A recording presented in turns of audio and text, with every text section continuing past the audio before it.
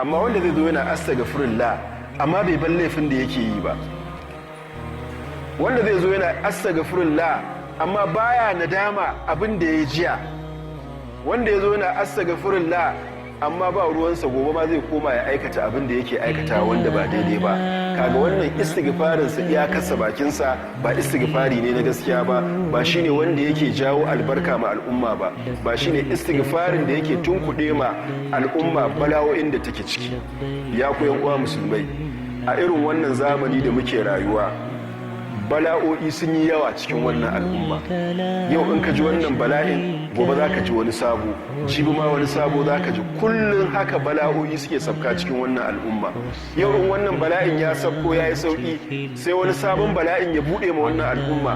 Haka muke rayuwa cikin fitintunu, cikin bala'o'i, rayuwar ba daɗi, musibu sun baibaye mu, zubar jini, kashe mutane, sata, fashi da makami, duk waɗansu abubuwa wanda suke sawa rayuwa ta zama ba daɗi sun tabbata a cikin wannan al'umma.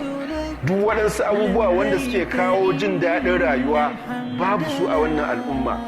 To a irin wannan lokaci yan uwa musulmai, ɗaya daga cikin hanyoyin da za mu koma mu samu rahamar Allah, mu samu sauƙi a rayuwarmu, wala shine mu koma ma Allah mai girma da ɗaukaka, mu tuba daga laifuffukan da muke aikatawa, mu yawaita istighfari. Wallahi in mun yi haka Allah mai girma da ɗaukaka sai yaye mana wannan hali da muke ciki, ya fitar mana da waɗannan fitintunu da musibu wanda muke gani, ya kawo mana aminci, ya kawo mana zaman lafiya, ya kawo mana wadata, ya kawo mana jin daɗi a rayuwarmu. Amma sai mun cire son zuciya mun koma ma Allah. Muna roƙon Allah ta'ala ya ba mu ikon komawa gare shi. Ya ku bayan Allah, kar wani daga cikinmu ya ji cewa shi laifin da yake aikatawa Allah ba zai masa gafara ba. Kar wanda ya ji haka. Wannan al'umma kar ta kawo makanta tunanin cewa laifuffukan da ake yi a cikinta sun yi yawa, Allah ba zai yafe mata ba ko da ta yi istighfari.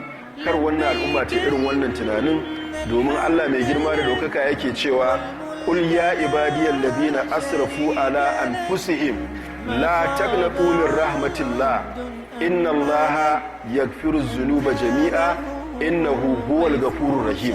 Allah yake cewa ya ku